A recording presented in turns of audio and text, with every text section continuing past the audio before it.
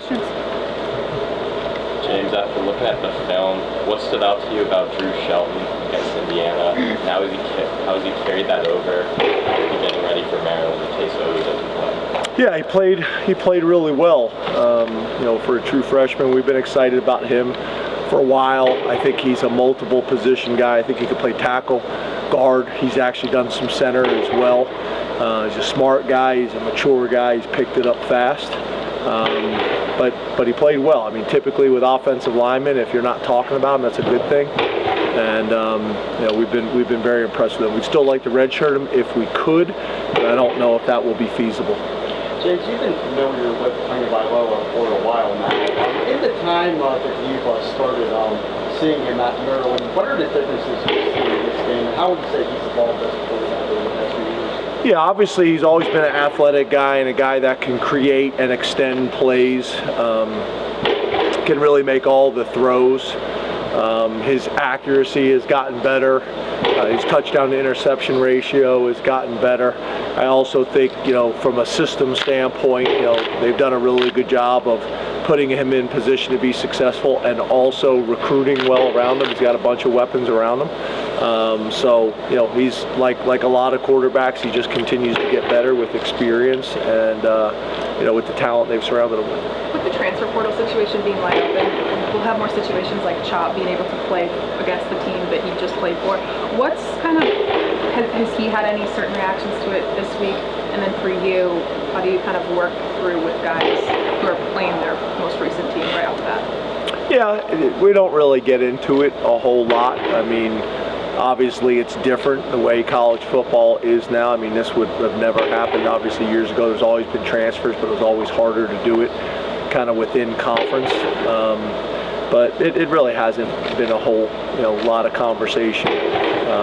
Obviously he'll be excited to play. They got some players on their team from Pennsylvania. They'll be motivated, but it hasn't been a big conversation piece. James, when decisions are being made for Olu's availability, whether it's this week or the rest of the season, is it strictly a medical thing, or are other considerations being taken into account? For example, where he's projected at the draft? No, right now it's strictly a medical decision based on where our doctors and trainers feel like he is, where he feels like he is.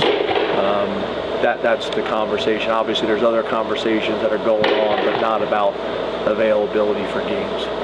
James, you're definitely back to the question coming into the season. Saw Curtis and Tyler get banged up on Saturday. Do you know if you're going to have them on Saturday? And if not, how do you feel about sort of the guys behind them compared to how you felt in September or August? Yeah, as you guys know, I'm not going to talk about guys that are going to be available on Saturday. A lot of times I don't know at this stage of the week anyway. But I've been happy with our depth. James, and speaking of that depth, is Keon Wylie the player who can get some run here down the stretch in November? And how is he coming along with practice for you? I know he's working at will, but fully capable. Yeah, and he could. He played this past weekend. So yeah, he's a guy that can factor in. We got a lot of confidence in him. He's handled the whole process really well. He's starting to put on some size to get bigger, because that was a little bit of an issue when he first showed up. But yeah, he's a guy that could factor in for sure. Most of the sacks on Saturday were from the guys on the line.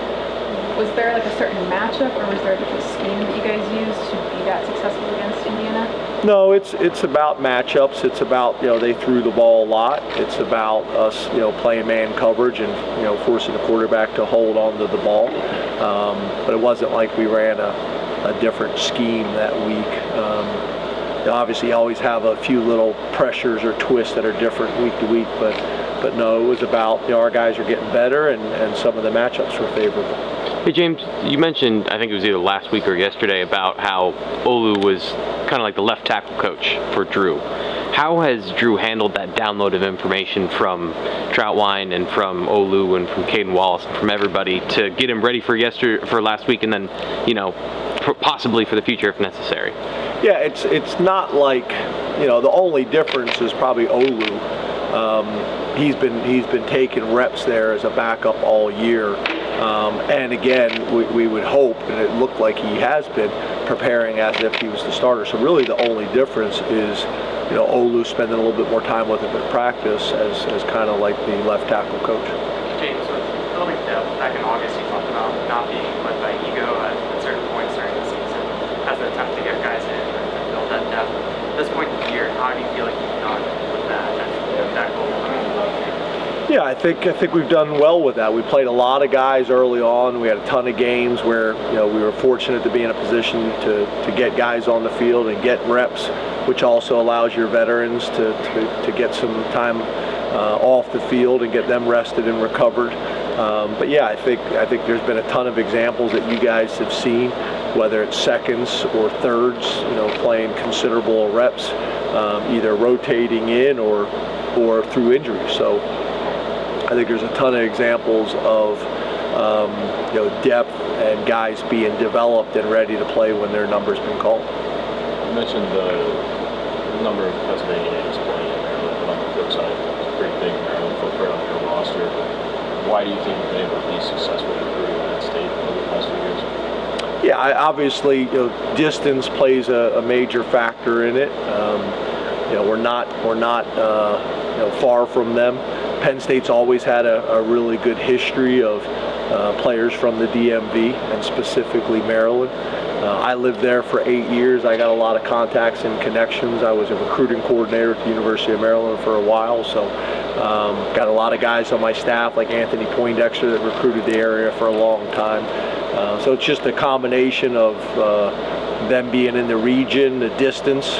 I mean, I think if I'm correct here, I think it's the same distance to Baltimore that it is, I think, to Pittsburgh and Philly, or similar. So it makes a ton of sense. James, last year there was frustration throughout the offensive line, and you didn't go that deep on the offensive line. This year, signs of progress, and you're going deep when you have to, rotating guys in.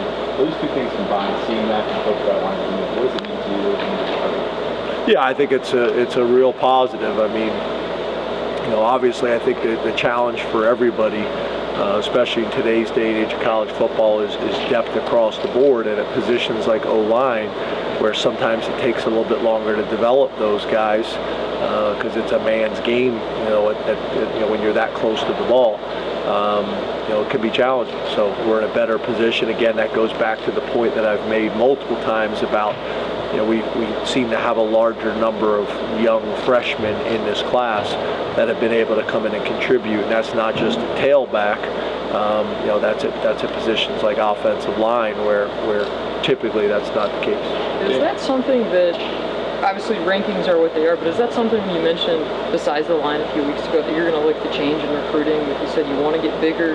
Do you make that a priority? Do you say, hey, we were looking at guys that are this frame with a projection to be this big? Like, how do you try and figure that out? Will you change anything with that moving forward? No, I think I've talked to you guys in the past about some of the things that we have to do to change and help in that area. We've talked about it a bunch. But the other thing is obviously whenever you can get a guy that's a little bit bigger, that helps with that.